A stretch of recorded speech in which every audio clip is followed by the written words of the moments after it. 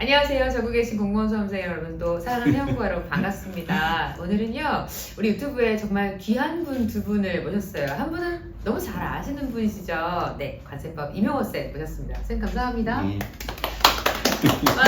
또 한 분은요 이번에 이제 관세직 합격한 우리 수험생 모셨습니다. 인사 한번 부탁드려요. 네, 이번에 합격한 관세직 공무원입니다. 와, 아직은 아닌. 아직 연수 전이시고 네. 아직 임용 전이시고 이렇습니다. 이제 관세직이라는 직렬 자체가 굉장히 좀 이렇게 일반적으로 이렇게 여러분들이 많이 알고 계신 직렬은 아닌 것 같아서 여러분들과 관세직 또 소개도 해드리고 또 궁금해하시는 다양한 부분들에 대해서 이야기도 나눠보고 또 어떻게 하면 관세직 빨리 정말 합격할 수 있는지 그런 꿀팁도 들어보는 시간 가져볼까 해요. 일단 우리가 관세직에 대해서 아시는 분도 계시고 또 굉장히 이렇게 친숙하게 생각하시는 분도 계신데 잘 모르시는 분들도 혹시 계실 수 있으니까 명호쌤 관세직 뭐 하는 직렬인지 한번 소개 한번 부탁드려도 될까요?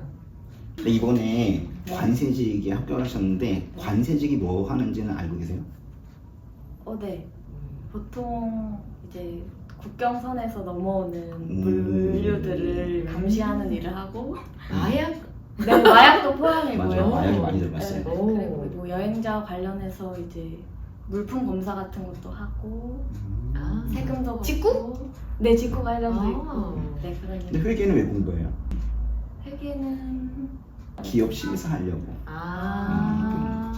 근데 제일 중요한 게 관세법은 이제 법을 알아야지 일을 하니까 배우고 기업 심사하려고 회계를 배우는 거고 그런 거.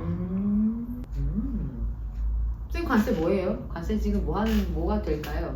뭘 이거 다 할까요? 얘기해가지고 근데 제일 중요한 게 밀수 방지하는 거예요. 그리고 오히려 이제 성실하게 무역하려고 하는 사람들은 도와주고 잘하는 사람은 도와주고 못하는 사람은 잡아가고 그게 이제 관세하는 일이에요. 근데 그걸 이제 경찰? 그 경찰의 업무도 해요. 오. 경찰권도 있어요. 세관 공무원이 좀 특이해. 그렇죠? 그렇구나. 다른- 막강하네. 힘있네. 오, 맞아요. 그렇구나. 근데 그 힘을 잘 써야겠지. 그렇구나. 무역업체를 잘 도와주는데 잘 쓰게 되면 우리나라 무역하는 사람을 도와주는 사람이 없어요. 공무원 세관 공무원이 도와줘야지 누가 도와주겠냐고. 우리나라는 이제 무역으로 먹고 사는 나라인데 세관 공무원이 잘하면 우리나라가 잘 되는 거야. 아주 중요한 일을 하는 거니까. 네. 세상에서 제일 중요한 정신교육 받고 공무원은 있어. 합격한 이후에. 야, 그렇구나. 저도 사실은 몰랐던 부분이 좀 있는 것 같아요. 새로운 사실들을 좀 오늘 알게 되네요. 또 이렇게 귀한 분을 오셨으니까 우리가 공부의 얘기를 또 안 해볼 수가 없죠. 또 이렇게 사실 합격하는데 순탄치만은 않았던 걸로 제가 알고 있어요. 어떻게 합격하시게 된 살짝 그 경로를 오래 공부를 했고요. 올해라 하면 정확히? 제가 21년도 여름부터 이제 사실 처음에는 이제 취업 준비를 하면서 다른 자격증을 같이 공부를 하고 있었어요. 자격증이랑 이제 토익 같은 거를 위주로 하다가 이제 공무원을 알게 되었고 이 관세직을 저는 인터넷으로 찾았거든요. 그래서 찾아보다가 이제 이거 하고 싶어가지고 이제 본격적으로 공부를 혼자서 하다가 이제 사실 집에서 인강으로 하는 게 쉽지 않더라고요. 그래서 22년도부터는 실강 여기 노량진에 와서 실강을 들었던 것 같아요. 22년도 하고 23년도 하고 그리고 24년 시험에 이제 합격한 거. 돌이켜봤을 때 내가 실패했었던 그때의 가장 큰 이유라고 생각되는 지점이 있다면? 그때는 공부를 많이 했다고 생각을 했는데 이제 그때 너무 아무것도 없는 상태에서 채우니까 당연히 많이 했다고 생각을 했는데 이제 아무래도 연차가 쌓이면은 뭐 문제 푸는 스킬도 다르고 좀 더 빨라지잖아요. 그리고 뭐 오답을 하는 것도 다 안 하고 이제 자기가 모르는 것만 하거나 약간 이런 식으로만 조절을 해도 시간이 단축이 되니까 다른 거를 그런 게 너무 부족했던 것 같아요. 과목 중에서 가장 약했던 과목은? 국어. 국어가 가장 약했구나. 합격의 견인차가 됐던 과목은? 여기입니다. 그 국어의 약점을 어떻게 커버링 했을까요? 그거는 진짜 시간을 엄청 많이 투자했던 것 같아요. 아무래도 전공이 이과 쪽이다 보니까 국어랑 안 친했던 히스토리가 있었던 모양이죠. 국어가 점점 어려워지고 있죠. 그죠, 선생님 약간 그렇죠. 어려워진다고 볼 수 있죠. 네, 25년부터 그러니까 학생의 위치에 따라 다른 것 같아요. 독해를 정말 잘하는 친구는 정말 니나노 이럴 수도 있고 반대로 독해랑 너무 거리가 멀었던 친구들은 이제 어찌 보면 정말 최대의 위기에 봉착했다라고도 생각해 볼 수가 있을 것 같아요. 저랑 만났던 그 시점에 사실은 국어가 기로에 서 있었던 시기였다고 생각이 돼요. 그래서 저를 찾아왔던 그때쯤에 국어가 참 어렵다, 어떻게 극복하면 좋을까 많은 얘기를 나눴었는데 가장 도움이 되는 국어 과정은 뭐가 있었을까요? 연구 안에? 일단 맨 처음에 그 독해책 그거를 사실 사실 교수님 독해? 자, 그림 넣어주세요. 이게 쌤은 그거를 엄청 많이 풀라고 하시더라고요. 그러니까 반복해서. 사실 근데 처음에 이해가 안 됐거든요. 왜 했던 거를 또 풀지 했어요. 왜냐면 답이 기억나니까. 그래서 아무리 이제 뭐 기하펜이든 지우고 풀든 해도 제가 했던 답을 알고 있으니까 이게 도움이 될까? 이런 사실 이런 생각이 진짜 많았어요. 근데 이제 선생님이 말씀하신 거 맨날 이제 사과 그려서 10번씩 읽으라고. 그래서 그 책을 진짜 많이 봐서 이제 다른 분이랑 얘기할 때 그 책의 내용을 알았어요. 무슨 내용이 나왔는지 같이 얘기하고 있더라고요. 그분이랑. 지문을 얘기할 정도로 많이 네네. 반복해서 와 대박. 확실했네. 또 그거 말고 있다면? 그리고 이제 하프 수업. 제가 노량진에 올 때 오전 수업에 올 때 너무 힘들었는데 하프를 하니까 강제적으로 아침에 하는 거 아니에요? 맞아요. 7시. 집이 멀잖아요. 부지런한. 그쵸. 근데 이제 그렇게 강제를 하니까 집에서 6시에 나왔던 것 같아요. 수업이 들으려고. 대단하다. 그리고 마지막으로 동양 모의고사. 너라노. 문제가 진짜 똑같이 나오던데요? 아 근데 이거 똑같이. 너무 약간 광고 같잖아. 이거 시킨 거 같잖아. 유형이 똑같이는 그쵸. 너무 광고 같았지만 유형이 너무 똑같아서 놀랐습니다. 그리고 저랑 사실 인연을 맺게 되신 게 시험이 안 되시고 저랑 한번 개인적으로 만나셨어요. 그래서 이제 어떻게 하면 좋을까 얘기하는 과정 중에 그때 이러이러한 방법을 쓰면 좋겠다. 그래서 결국은 자기만의 방법을 잘 찾으신 것 같고 나중에 국어 고득점 하셨죠? 아, 네. 몇 점 맞았더라? 95점. 아쉽네. 100점 아니었구나. 인간적인 점수, 너무 잘한 점수 95점 맞고 이렇게 기쁨의 자리에 좀 감사하고 좋은 것 같아요. 선생님 저는 개인적으로 무슨 생각을 하냐면 관세직 그러면 학생들이 일단 마음에 좀 부담이 있는 것 같아요. 왜냐하면 일행에 비해서 그러니까 일단 뽑는 인원이 굉장히 좀 제한적이잖아요. 네. 그러니까는 학생들이 이미 관세직을 하겠다라는 마음을 먹고 온 친구들의 이야기를 좀 들어보면 이미 벌써 마음에 굉장히 부담 자체가 있고 내가 이 국가직밖에 없는데에 대한 부담도 상당히 큰 것 같아요. 그래서 정말 공부를 어떻게 하면 좋을까 이 고민을 많이 하는 것 같아요. 1년에 한 번밖에 보는데 점수는 또 상당히 높아졌어요. 맞아요. 상당히 높고 낮지 제가 않고. 처음 가스버 가르칠 때 그때는 솔직히 평균이 70점대 후반이면 막 붙었었거든요. 근데 지금 뭐 있었구나. 예, 제 잘못인 것 같아요. 그것은 잘못이에요. 왜? 점수가 좀 많이 올라갔는데 진짜예요. 그때는 제가 그건 맞죠. 선생님 그건 진짜 너무 맞죠. 가르치기 선생님 전에 때문이에요. 관세법 선생님 때문에. 관세법은 다들 80점 맞으면 잘 받았다고 그랬어요. 그러니까. 선생님 다 분명히 있네. 네, 이번에 몇 점 받았어요? 관세법이요? 네. 95점. 95. 사이좋게 하나씩. 인간적인 점수. 선생님 관세법은 어떻게 하면 잘할 수 있어요? 빠르게 성적을 올리는 방법이 있을까요? 영어쌤을 든다. 이건 당연히 알고 학생들이. 그렇죠. 그게 제일 중요하고. 그거 맞아. 근데 네. 내가 가르치는 것보다 합격자가 어떻게 공부했는지 얘기해 주는 게 더 좋을 것 같아요. 관세법을 어떻게 하면 관세법 요즘에 정말 힘들어요 사람들이. 맞아. 힘들어요. 어떻게 했어요? 기본 이론을 어떤 과정을 가든 무조건 같이 갔어요. 그러니까 기출할 때 선생님 수업하신 부분 있잖아요.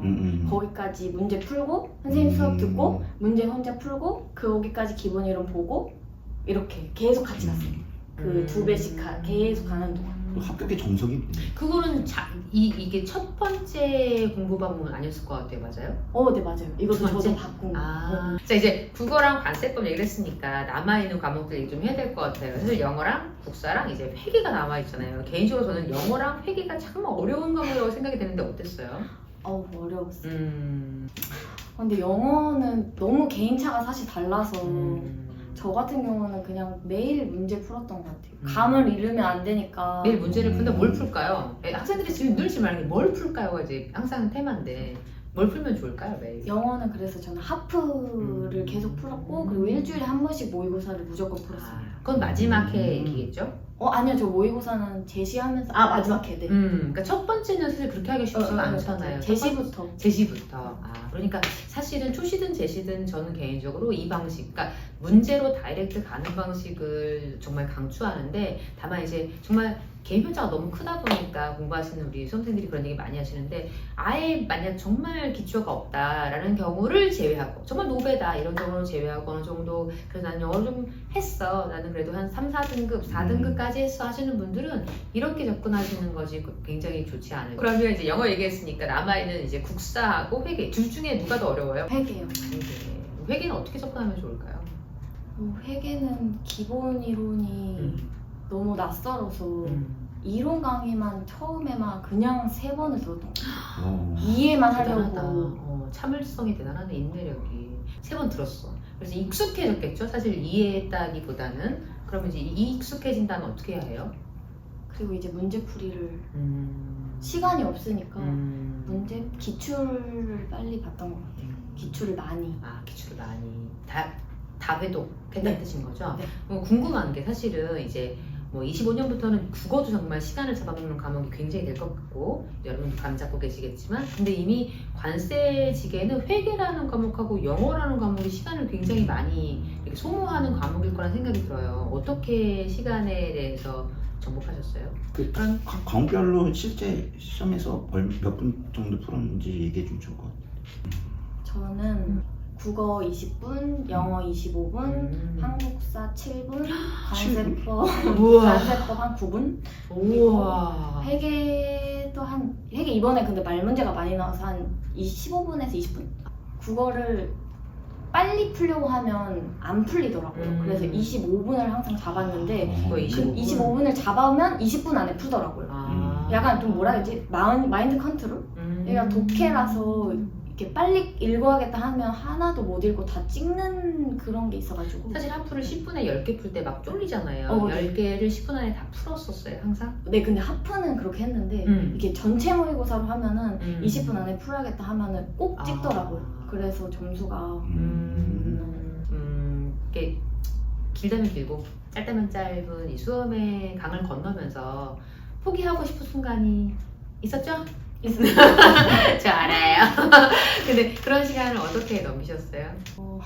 그냥 사실 이거 아니면 이제 할 게 없다 약간 이런 생각으로 다시 한번 해볼까 이렇게 다시 했던 것 같습니다.